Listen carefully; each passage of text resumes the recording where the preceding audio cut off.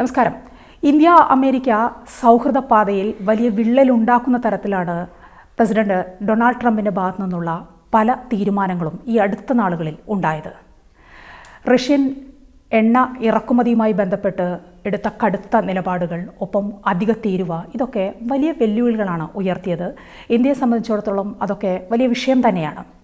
ഇനിയിപ്പോൾ ട്രംപിൻ്റെ ഭാഗത്തു നിന്ന് ഈ കടുംപിടുത്തങ്ങളിൽ ഒരു ഇളവ് അത് ഉണ്ടാവാൻ എത്ര കണ്ട് സാധ്യതയുണ്ട്? അങ്ങനെ അല്ലെങ്കിൽ ഇനിയുള്ള കാലം ഇന്ത്യ അമേരിക്ക വ്യാപാര വാണിജ്യ ബന്ധം അത് ഏതു തരത്തിലായിരിക്കും മുന്നോട്ട് പോവുക? നമുക്ക് പരിശോധിക്കാം. എനിക്കൊപ്പം ഇപ്പോൾ നയതന്ത്ര വിദഗ്ധൻ ശ്രീ ടി പി ശ്രീനിവാസൻ ചേരുകയാണ്. സർ, നമസ്കാരം. ശ്രീ ടി പി ശ്രീനിവാസൻ, ഇന്ത്യ അമേരിക്ക വ്യാപാര കരാർ അത് യാഥാർത്ഥ്യമാകാനുള്ള സാധ്യത എത്രത്തോളമുണ്ട്? നമ്മൾ പ്രതീക്ഷിച്ചിരുന്നത് ആസിയാൻ ഉച്ചകോടിയാണ്, അതിൽ ട്രംപും മോദിയും പങ്കെടുക്കും, അവിടെ വെച്ച് ഒരു കൂടിക്കാഴ്ച ഉണ്ടാവും, അങ്ങനെയൊക്കെയാണ് കേട്ടത്. ട്രംപ് പങ്കെടുക്കുമെന്ന് നേരത്തെ തന്നെ വൈറ്റ് ഹൗസ് അറിയിച്ചതാണ്. പക്ഷേ മോദി പോകില്ല എന്ന കാര്യമാണ് കേന്ദ്ര വിദേശകാര്യ മന്ത്രാലയം ഇപ്പോൾ അറിയിച്ചിരിക്കുന്നത്. അങ്ങനെയാണെങ്കിൽ ഒരു കൂടിക്കാഴ്ച പോലും ഇല്ലാതെ അതിനൊരു സാധ്യത അത് എത്രത്തോളമുണ്ട് ഇനി? എനിക്കെപ്പോഴും ഇതിനെപ്പറ്റി ഒരു ശുഭമായ പ്രതീക്ഷയാണുള്ളത്. കാരണം ഇന്ത്യ അമേരിക്കൻ ബന്ധങ്ങൾ ഒരിക്കലും ഒരേ നിലയിൽ പോകുന്നതല്ല. അതിനെ ഒരു റോളർ കോസ്റ്റർ റൈഡ് എന്നാണ് പറയുന്നത്. കാരണം അത് മുകളിലേക്ക് വളരെ സ്ലോ ആയിട്ട് പോകും, അത് പെട്ടെന്ന് താഴെ വീഴും, ഒരു ക്രൈസിസ് നടക്കും, അത് കഴിഞ്ഞ് പിന്നീട് പതുക്കെ ചർച്ചകൾ തുടങ്ങിയിട്ട് വീണ്ടും നല്ല ബന്ധങ്ങൾ സ്ഥാപിക്കും. അതുകൊണ്ടാണ് ഇതിനെ റോളർ കോസ്റ്റർ റൈഡ് എന്ന് പറയുന്നത്. അപ്പോൾ എൻ്റെ 10 കൊല്ലത്തെ അമേരിക്കൻ ജീവിതത്തിൽ ഇത് പലതവണ സംഭവിച്ചിട്ടുണ്ട്. ഇതിലും കൂടുതൽ ഗുരുതരമായ അഭിപ്രായ വ്യത്യാസങ്ങൾ ഉണ്ടായത് 1998 പ്രസിഡന്റ് ക്ലിൻ്റൻ്റെ കാലത്ത്. കാരണം ഇന്ത്യ ആണവ പരീക്ഷണം നടത്തിയപ്പോൾ അത് ഒരു വലിയ അമേരിക്കയെ സംബന്ധിച്ചിടത്തോളം വലിയൊരു പ്രശ്നമായിരുന്നു. കാരണം നോൺ പ്രോളിഫറേഷൻ സിസ്റ്റത്തെ തന്നെ ഇന്ത്യ തകർക്കുന്നു എന്നുള്ളതായിരുന്നു ആ സംഭവം. അത് 2 വർഷത്തോളം എടുത്തു നമ്മുടെ ബന്ധങ്ങൾ പുനഃസ്ഥാപിക്കാൻ. സാങ്ഷൻസ് ഉണ്ടായി, ഒരുപാട് ഇന്ത്യയെ തികച്ചും പുറത്ത് നിർത്തിക്കൊണ്ട് പല കാര്യങ്ങളും ചെയ്തു. അപ്പോൾ എന്നിട്ട് ആ സമയത്ത് തന്നെ സൈമൾട്ടേനിയസ് ആയിട്ട് ജസ്വന്ത് സിംഗും ടാൽബർട്ടുമായിട്ടുള്ള ചർച്ചകൾ നടന്നുകൊണ്ടേയിരുന്നു.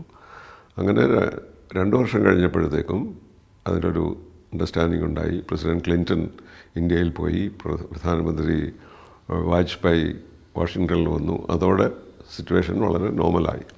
പക്ഷേ ആ 2 വർഷവും വളരെ പ്രയാസപ്പെട്ട കാര്യങ്ങളായിരുന്നു. പക്ഷേ അന്നേരം പ്രെഡിക്റ്റബിളായിട്ടുള്ളൊരു പ്രസിഡൻ്റാണ് ഉണ്ടായിരുന്നത്. പ്രസിഡന്റ് ക്ലിൻ്റൺ വളരെ ദേഷ്യത്തിലായിരുന്നു. അദ്ദേഹത്തിന് നമ്മൾ ചതിച്ച പോലെയുള്ളൊരു മനോഭാവമായിരുന്നു. പക്ഷേ എന്നാലും ഒരു വളരെ ചിന്തിച്ചും ലോജിക്കലായിട്ടും സംസാരിക്കുന്ന ഒരു പ്രസിഡൻ്റ് ആയതുകൊണ്ട് അതിനെ നേരിടാൻ നമുക്ക് കഴിഞ്ഞു. ഇവിടെയുള്ള പ്രശ്നം ഇതൊക്കെ അൺഎക്സ്പെക്റ്റഡായിട്ട് വന്ന പ്രശ്നങ്ങളാണ്. കാരണം നമ്മുടെ പ്രധാനമന്ത്രി വാഷിങ്ടണിൽ പോയ സമയത്ത് അവർ തമ്മിലുള്ള ബന്ധത്തെപ്പറ്റിയും ഇന്ത്യ അമേരിക്കൻ ബന്ധങ്ങളെ പറ്റിയൊക്കെ വലിയ പ്രതീക്ഷകളായിരുന്നു ഉണ്ടായിരുന്നത്. കാരണം ആദ്യത്തെ ടേമിൽ തന്നെ അടുത്ത ടേം ട്രംപിന് കിട്ടണമെന്ന് പബ്ലിക്കായിട്ട് പറഞ്ഞത് മോദി മാത്രമാണ്. അപ്പോൾ അങ്ങനെ ഇപ്പോൾ 2ാമത്തെ ടേം വന്നപ്പോൾ എന്തായാലും അവർ തമ്മിലുള്ള ബന്ധം സഹായിക്കും എന്നുള്ളൊരു പ്രതീക്ഷയായിരുന്നു നമുക്കെല്ലാം ഉണ്ടായിരുന്നത്. അതിനനുസരിച്ചുള്ള തീരുമാനങ്ങളായിരുന്നു എടുത്തിരുന്നത്. പക്ഷേ അതിന് കഴിഞ്ഞിട്ടാണ് ഒരു അഭിപ്രായ വ്യത്യാസം ഉണ്ടായത്. അത് പ്രസിഡന്റ് ട്രംപിൻ്റെ പ്രത്യേകതകളുകൊണ്ടാണ്. ഒരു പൊളിറ്റിക്കൽ ഡിഫറൻസോ അല്ലെങ്കിൽ ഒരു ഡിപ്ലോമാറ്റിക് ക്വാറലൊന്നും ആയിരുന്നില്ല. കാരണം അദ്ദേഹം ചില കാര്യങ്ങൾ പറയാൻ തുടങ്ങി. നോബൽ പ്രൈസ് വേണം, അതിനുവേണ്ടി ഞാൻ ശ്രമിക്കുന്നു, 7 യുദ്ധങ്ങൾ അവസാനിപ്പിച്ചിരിക്കുന്നു, ഇൻക്ലൂഡിങ് ഇന്ത്യ പാകിസ്ഥാൻ. ഇതൊക്കെ പറഞ്ഞപ്പോഴാണ് നമുക്ക് അതിശയം തോന്നിയത്. എന്തുകൊണ്ടാണ്? അപ്പോൾ നമ്മുടെ ഫണ്ടമെൻ്റൽ പൊസിഷനെ ചലഞ്ച് ചെയ്യുന്ന തരത്തിലാണ് അദ്ദേഹം സംസാരിച്ചത്. അപ്പോൾ അതിൽ നിന്ന് ഇതുപോലൊരു സിറ്റുവേഷനിലേക്ക് മാറുമെന്ന് അന്നുപോലും നമ്മൾ വിചാരിച്ചിരുന്നില്ല. അപ്പോൾ അത് കഴിഞ്ഞിട്ടാണ് ആ സമയത്ത് പ്രധാനമന്ത്രി വാഷിങ്ടണിലായപ്പോൾ തന്നെ നമ്മൾ ട്രേഡ് അഗ്രിമെൻറ്റിന് തുടങ്ങാൻ തീരുമാനിച്ചിരുന്നു. അത് ടാരിഫിൻ്റെ ഡിക്ലറേഷൻ വരുന്നതിന് മുമ്പാണ്. അപ്പോൾ ട്രേഡ് അഗ്രിമെൻറ്റ് ചർച്ച നടത്തുമ്പോൾ അവരത് ഇന്ത്യക്കെതിരായി ഒന്നും ചെയ്യാൻ പാടില്ല, ട്രേഡ് അഗ്രിമെൻറ്റ് കംപ്ലീറ്റ് ചെയ്യുന്നത് വരെ എന്നുള്ളതാണ് അണ്ടർസ്റ്റാൻഡിങ്. പക്ഷേ അതിൻ്റെ ഇടയിൽ ഈ ടാരിഫ് കൊണ്ടുവന്നു. അദ്ദേഹത്തിന് ഇന്ത്യയെ പറ്റിയുള്ള അഭിപ്രായങ്ങൾ മാറി. ഇന്ത്യ കൂടുതൽ പാകിസ്ഥാനിലേക്ക് അടുക്കാൻ തുടങ്ങി. അങ്ങനെ ഒരു വ്യത്യസ്തമായ ഒരു പോളിസി അദ്ദേഹം തുടങ്ങി. അപ്പോൾ അത് അവസാനിപ്പിക്കണമെങ്കിൽ അദ്ദേഹം ചെയ്തതൊക്കെ ശരിയാണെന്ന് പറയണം. അപ്പോൾ ഒരു ഈഗോ ക്ലാഷാണ് വന്നിരുന്നത്. നമ്മുടെ പ്രധാനമന്ത്രി അതിനെ അത്ര കാര്യമായി എടുത്തില്ല, ചർച്ച ചെയ്ത് നീങ്ങാമെന്ന് തന്നെയാണ് പ്രതീക്ഷിച്ചിരുന്നത്. പക്ഷേ ഈ സിന്ദൂർ ഓപ്പറേഷൻ കഴിഞ്ഞതിന് ശേഷം അദ്ദേഹം കൂടുതൽ ക്ലെയിം ചെയ്യാൻ തുടങ്ങി. അതുപോലെ അദ്ദേഹത്തിന് നോബൽ പ്രൈസ് കൊടുക്കാൻ ഇന്ത്യ റെക്കമെൻഡ് ചെയ്യണമെന്ന് പറഞ്ഞു തുടങ്ങി. അങ്ങനെ ഒരിക്കലും ചിന്തിക്കാത്ത അല്ലെങ്കിൽ പ്രതീക്ഷിക്കാത്ത കണ്ടീഷൻസാണ് മുമ്പോട്ട് വെച്ചിരുന്നത്. പിന്നെയാണ് റഷ്യയിൽ നിന്ന് എണ്ണ വാങ്ങിച്ചുകൂടാ എന്നുള്ളൊരു പുതിയ പ്രശ്നം ഉയർന്നു വന്നത്. ഈ റഷ്യയിൽ നിന്ന് എണ്ണ വാങ്ങുന്നതിനാണല്ലോ ട്രംപിന് വിരോധം. പക്ഷേ ഇന്ത്യ മാത്രമല്ല, അമേരിക്ക പോലും റഷ്യയിൽ നിന്ന് എണ്ണ വാങ്ങുന്നുണ്ട്, യൂറോപ്യൻ യൂണിയൻ ഒക്കെ ചെയ്യുന്നില്ലേ അത്? നമുക്കറിയാവുന്ന പോലെ റഷ്യയായിട്ട് സാങ്ഷൻസ് ഉണ്ടെങ്കിൽ പോലും ഓൾമോസ്റ്റ് എല്ലാ രാജ്യങ്ങളും അവിടെ നിന്ന് എണ്ണ വാങ്ങിക്കുന്നുണ്ട്. കാരണം അമേരിക്ക ഉൾപ്പെടെ, ചൈന ഉൾപ്പെടെ, യൂറോപ്യൻ യൂണിയൻ ഉൾപ്പെടെ. അപ്പോൾ ഇന്ത്യ ഒരു മേജർ പർച്ചേസറൊന്നും അല്ല. പക്ഷേ നമുക്കൊരു കൺവീനിയൻസ് സിസ്റ്റം ഉള്ളതുകൊണ്ട് നമ്മുടെ ഓയിൽ പർച്ചേസുകൾ നോട്ട് എ പൊളിറ്റിക്കൽ ബേസിസിലല്ല, it's always on the basis of our national interest. അപ്പോൾ ആ ഒരു അഡ്വാൻറ്റേജ് വെച്ച് നമ്മൾ തുടങ്ങിയെന്നുള്ളത്, അതിന് ഇതുപോലൊരു റിയാക്ഷൻ വരും നമ്മളൊരിക്കലും പ്രതീക്ഷിച്ചിട്ടില്ല.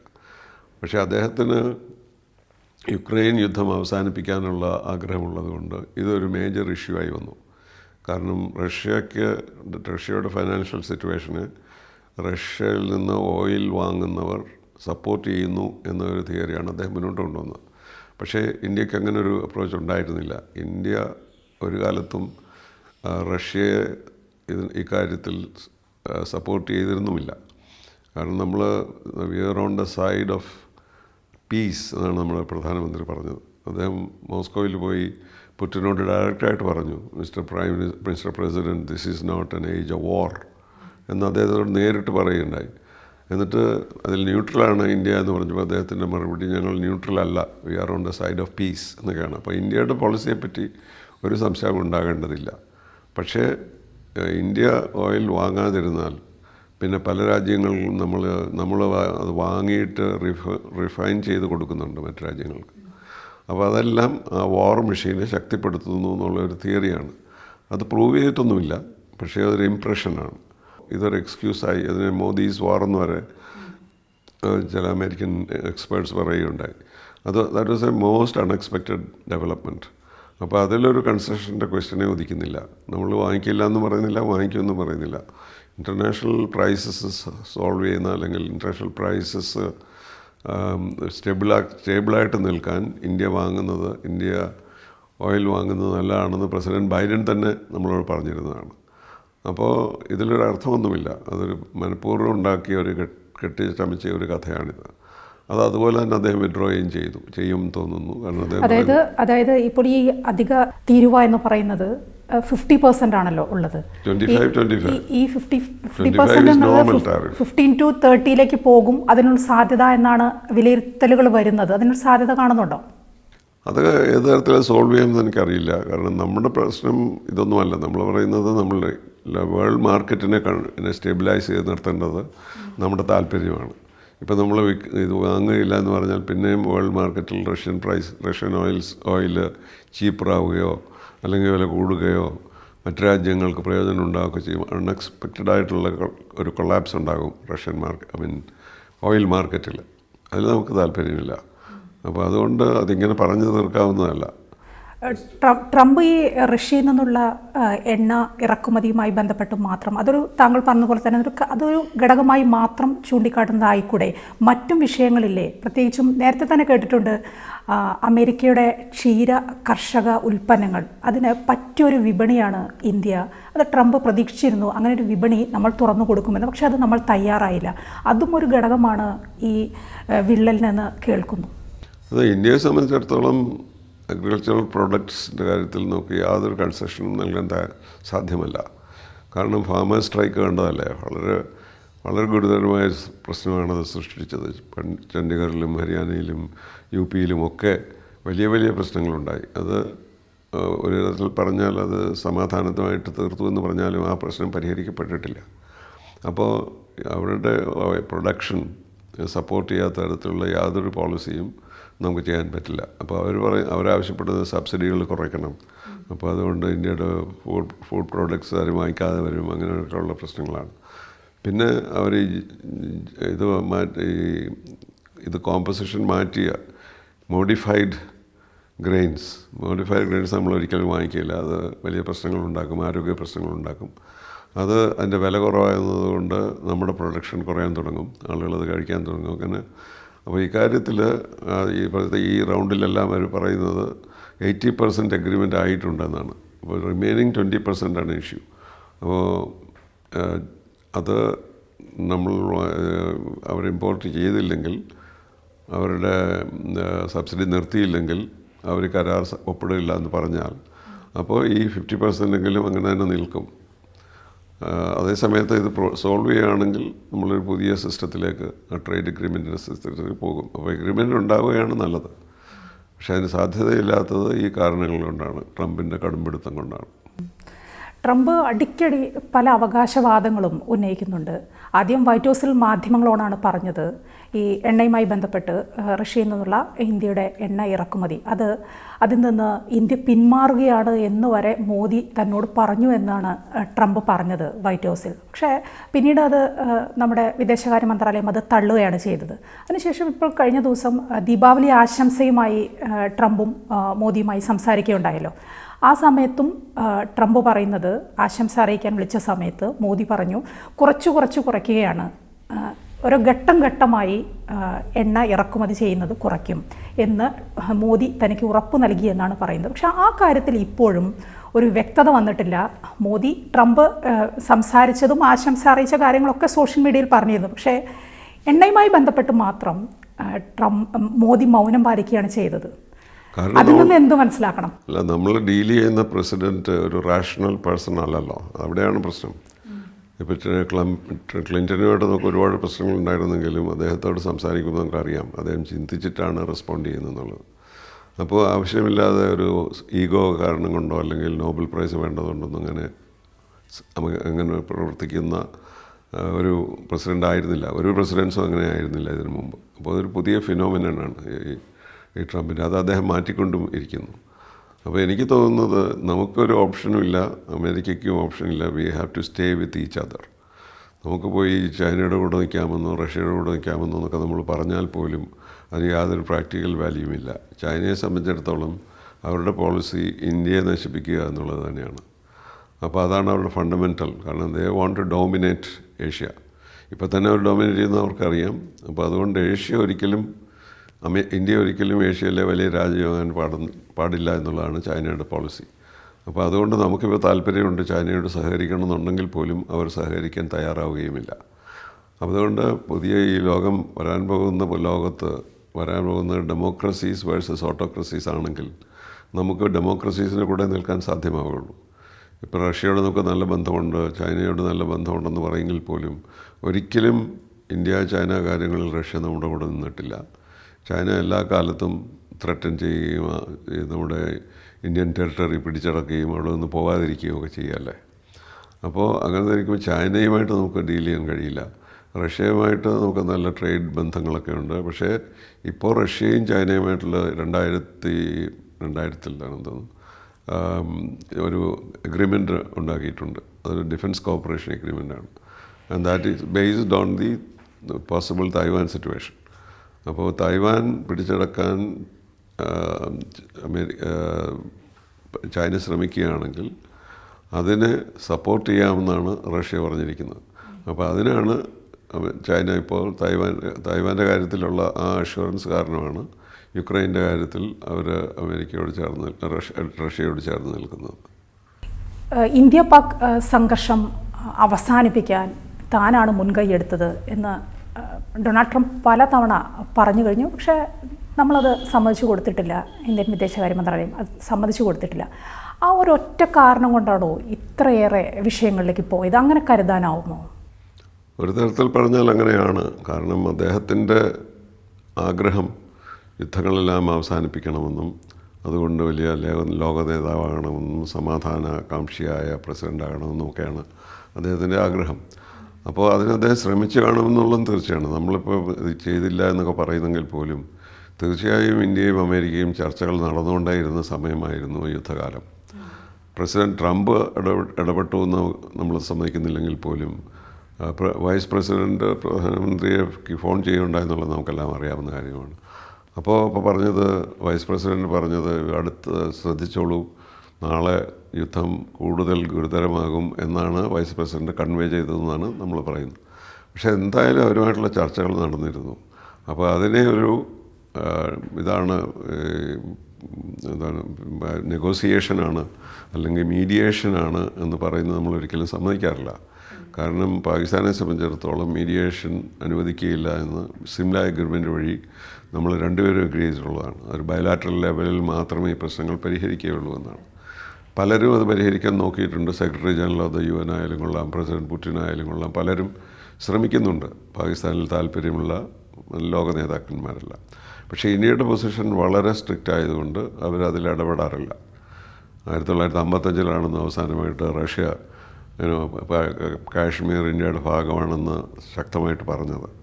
അതിനുശേഷം അവരത് പറയാറില്ല. ഇവിടെ സപ്പോർട്ട് ചെയ്യുന്നുണ്ടെങ്കിൽ പോലും അങ്ങനെ ഒരു പൊസിഷൻ അവരെടുക്കാത്തത് ബോത്ത് സൈഡ്സ് അങ്ങനെ ഒരു മീഡിയേഷൻ ആവശ്യമില്ല എന്നുള്ളതാണ്. അപ്പോൾ ആ മീഡിയേഷൻ ഉണ്ടായിട്ടാണ് ഇത് അവസാനിച്ചത് എന്ന് പറയുന്നത് നമ്മൾ പറഞ്ഞതിനെ കോൺട്രഡിക്റ്റ് ചെയ്യുന്നു. നമ്മൾ പറയുന്ന യുദ്ധത്തിൽ നമ്മൾ ജയിച്ചപ്പോഴാണ് പാകിസ്ഥാൻ ഇങ്ങോട്ട് വന്ന് പ്ലീ ചെയ്തിട്ടാണ് ഞങ്ങൾ യുദ്ധം നിർത്തിയത് എന്നാണ് നമ്മുടെ പൊസിഷൻ. അപ്പോൾ അതിനെ കോൺട്രഡിക്റ്റ് ചെയ്തുകൊണ്ട് അല്ല ഞാനാണ് നിർത്തിയത് എന്ന് പറഞ്ഞപ്പോൾ നമ്മളത് ഇത്രമാത്രം ശക്തമായി എടുക്കണമായിരുന്നോ എന്ന് എനിക്കറിയില്ല. പക്ഷേ നമ്മുടെ ആ original position Simla agreement position കാരണം നമ്മളത് വളരെ ശക്തമായി ഇദ്ദേഹത്തെ എതിർക്കുകയും അത് അദ്ദേഹത്തിനെ വളരെയധികം വേദനിപ്പിക്കുകയും ചെയ്തു. അതുകൊണ്ട് അദ്ദേഹം പെട്ടെന്ന് പാകിസ്ഥാൻ്റെ സൈഡിലേക്ക് മാറി പാകിസ്ഥാൻ ജനറൽ ഫീൽഡ് മാർഷലിനെ വാഷിങ്ടണിലേക്ക് വിളിച്ച് ലഞ്ച് കൊടുത്തു. ഇതൊന്നും സംഭവിക്കാത്തതാണ്. അതൊക്കെ ചെയ്തത് അദ്ദേഹം പെട്ടെന്ന് ഇന്ത്യയെ വിട്ടിട്ട് പാകിസ്ഥാൻ്റെ സുഹൃത്തായി മാറുകയാണ് ചെയ്തത്. അപ്പോൾ അതപ്പോൾ കൂടുതൽ കോംപ്ലിക്കേറ്റഡായി. അപ്പോൾ മീഡിയേഷൻ ചെയ്തില്ല എന്നുള്ളത് മാത്രമല്ല, പാകിസ്ഥാനോടുള്ള അദ്ദേഹത്തിൻ്റെ ക്ലോസ് റിലേഷൻഷിപ്പ് കൂടെ നമുക്ക് ഒരു പ്രശ്നമായി തുടരുകയാണ്.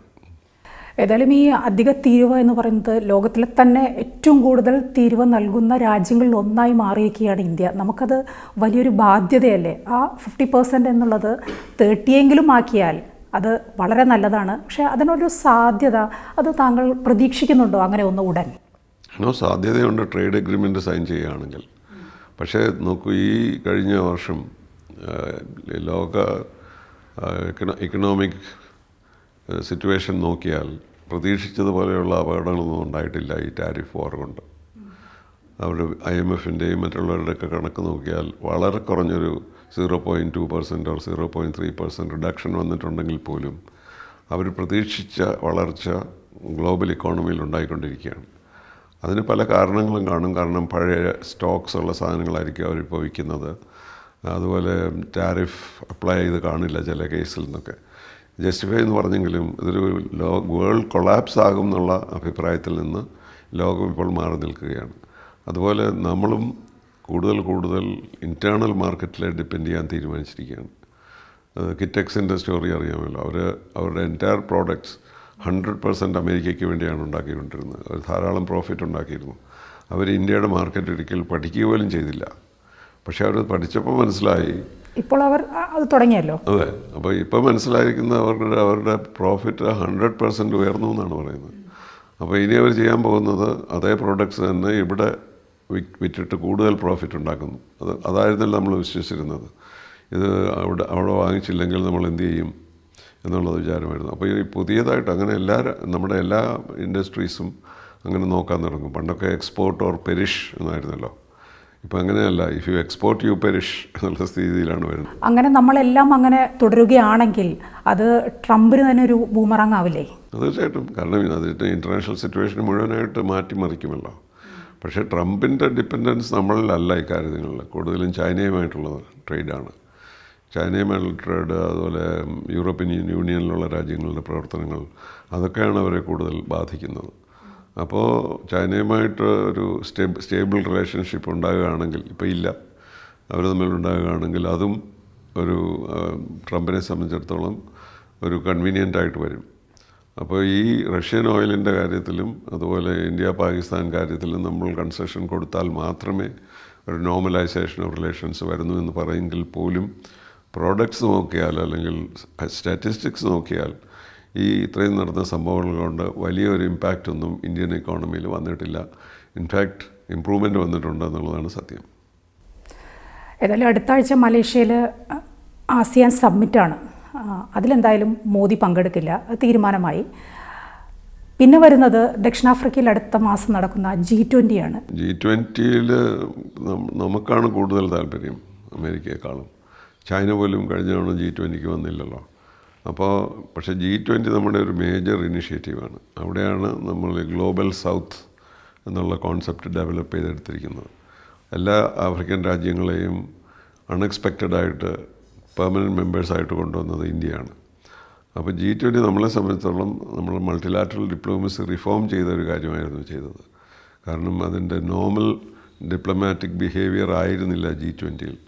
നമ്മൾ സാധാരണ 2-3 സമ്മേളനങ്ങൾ നടക്കുന്നതിന് ഒരു 200 സമ്മേളനങ്ങൾ ഇന്ത്യയിൽ മുഴുവൻ നടത്തുകയും ഇവരെയൊക്കെ ലോകത്ത് നിന്ന് G20 മെമ്പേഴ്സ് അല്ലാത്തവരെല്ലാം ക്ഷണിച്ചു വരുത്തി ഇന്ത്യ കാണിച്ചു കൊടുക്കുകയൊക്കെ ചെയ്തു. എന്നിട്ട് ഈ ആഫ്രിക്കൻ രാജ്യങ്ങളെ മുഴുവൻ മെമ്പേഴ്സാക്കി. എന്നിട്ട് അതാണ് നമ്മുടെ ഒരു പുതിയ ഇനിഷ്യേറ്റീവ്. അപ്പോൾ അത് നമ്മൾ പെർസ്യൂ ചെയ്യാനും ചെയ്യും. അപ്പോൾ ഇന്ത്യ എന്തായാലും G20 ഒക്കെ പ്രൊമോട്ട് ചെയ്യും. പക്ഷേ അമേരിക്കയെ സംബന്ധിച്ചിടത്തോളം G20 ഇമ്പോർട്ടൻ്റ് ആയിരുന്നില്ല.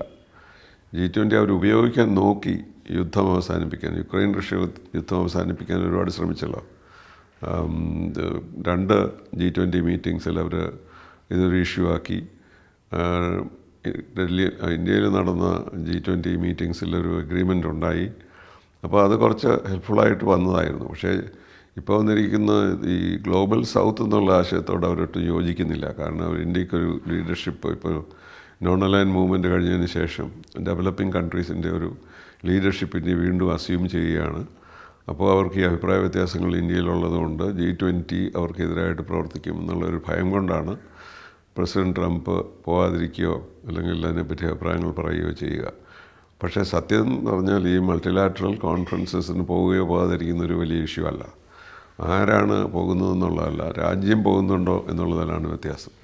പക്ഷേ ഈ പേഴ്സണൽ ഇഷ്യൂസ് ഉള്ളതുകൊണ്ട് രണ്ടുപേരും കുറച്ച് ഷൈ അവേ ചെയ്തിരിക്കുകയാണെന്ന് തോന്നുന്നു. പക്ഷേ നമ്മുടെ രാജ്യം G20 പങ്കെടുക്കുന്നു എന്നുള്ളതുകൊണ്ട് നമുക്ക് വേറൊരു നഷ്ടവും വരാനില്ല. മറ്റു രാജ്യങ്ങളോടെല്ലാം വേണ്ട ചർച്ചകൾ നടത്താം, ട്രേഡ് അഗ്രിമെൻറ്റ്സ് ഉണ്ടാക്കാം. അതുകൊണ്ട് നമ്മളതിനെ വളരെ സീരിയസ് ആയിട്ടായിരിക്കും. ആസിയാനിലും നമുക്ക് വളരെ താല്പര്യമുണ്ട്. കാരണം നമ്മൾ വെസ്റ്റേൺ കൺട്രീസിനോടുള്ള നമ്മുടെ സമീപനത്തിന് ആസിയാനാണ് നമ്മളെ സഹായിച്ചിട്ടുള്ളത്. അതുകൊണ്ട് അതിലും വലിയ വ്യത്യാസമൊന്നും വരുമെന്ന് തോന്നുന്നില്ല. പക്ഷേ ഇനിയും സമയമുണ്ടല്ലോ. ഇത് പെട്ടെന്ന് ഇങ്ങനെ തീരുമാനിച്ചെങ്കിൽ പോലും വീണ്ടും ചർച്ചകൾക്ക് സാധ്യതകളുണ്ട്. ആൻഡ് പ്രസിഡന്റ് ട്രംപ് അൺപ്രഡിക്റ്റബിളാണ് എപ്പോഴും. എന്താണ് അദ്ദേഹം അടുത്ത് പറയാമെന്ന് പറ്റില്ല. അപ്പോൾ ചിലപ്പോൾ പറയുന്ന കാര്യങ്ങൾ സെൻസിബിൾ ആവുകയാണെങ്കിൽ തീർച്ചയായിട്ടും ഈ പ്രശ്നങ്ങൾ പരിഹരിക്കപ്പെടും. ട്രംപിൻ്റെ ആ ഒരു രീതി ട്രംപിന് തന്നെ വലിയ വിനയാവുന്നില്ലേ? രാജ്യത്ത് തന്നെ, US തന്നെ ഇപ്പോൾ നോക്കിംഗ് പ്രൊട്ടസ്റ്റ് റാലിയൊക്കെ കഴിഞ്ഞ ദിവസം അവിടെ നടന്നത് നമ്മളൊക്കെ കണ്ടതാണ്. ഷട്ട് ഡൗൺ വരുന്നു, അത്തരത്തിലൊക്കെ അവിടെ വലിയ പ്രശ്നങ്ങൾ, വലിയ വെല്ലുവിളികൾ അത് ട്രംപിനെ തന്നെയല്ലേ വളരെയധികം ബാധിക്കുന്നത്? അത് അല്ല, ഈ ഷട്ട് ഡൗൺ ഇഷ്യൂ ഒരു ഇൻ്റർനാഷണൽ ഇഷ്യൂ അല്ലല്ലോ, അതൊരു ഇൻറ്റേർണൽ ഇഷ്യൂ ആണ്. അതാണ് ഞാൻ പറഞ്ഞത്, രാജ്യത്തിനകത്തും ട്രംപിന് വെല്ലുവിളികളില്ലേ എന്ന്. പക്ഷേ വെല്ലുവിളി നമ്മൾ പ്രതീക്ഷിച്ച പോലെ ഇല്ലല്ലോ. ഞാൻ വിചാരിച്ചിരുന്നത് ഇതിനു മുമ്പ് ഒരു ഓവറോൾ റെവല്യൂഷൻ വരാനുള്ള സാധ്യതയാണ് ഉണ്ടായിരുന്നത്. പക്ഷേ അതിൽ നിന്നൊക്കെ